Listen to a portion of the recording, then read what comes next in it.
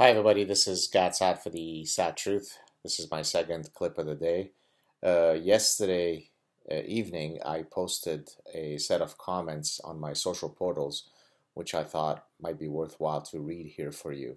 And it refers to this growing uh, pattern that we see in the West where people who wish to speak about certain realities that we face with regard to always come up with certain euphemisms or qualifiers in speaking of the religion.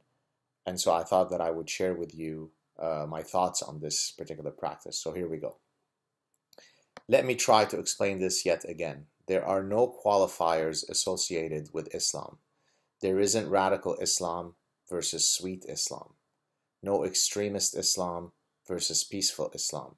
No mean Islam versus kind Islam. And incidentally, none other than President Erdoğan of Turkey famously stated that, I'm paraphrasing, that Islam is Islam and any terms like moderate Islam and so on are offensive terms.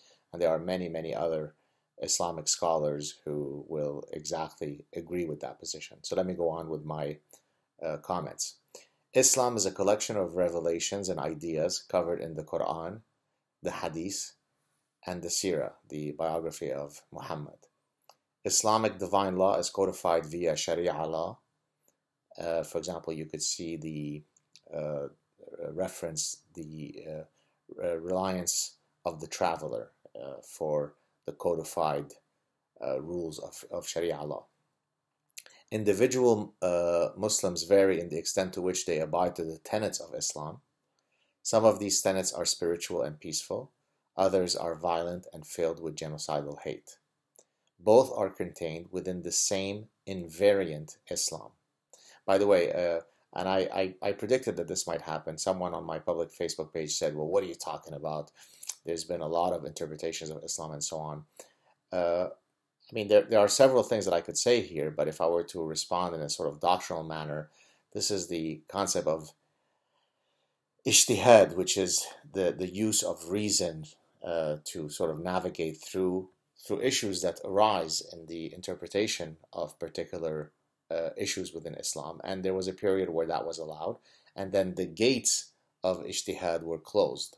And incidentally, the issues that are debated is not whether we should love the Jews and tolerate them as equals or not. In other words, there is no Islamic school that disagrees on some of the most fundamental issues of Islam that are currently colliding with the West. So no one is saying that no Islamic scholar has ever used interpretation in his life. That's not the point. The reality, though, is that Islam is an invariant set of ideas. There you have it.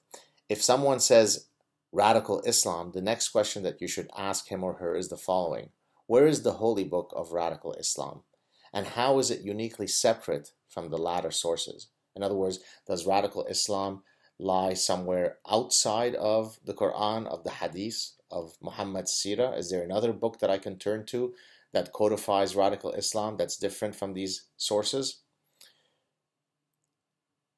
Same question could be asked of jihadism, Islamism, and other obfuscating euphemisms.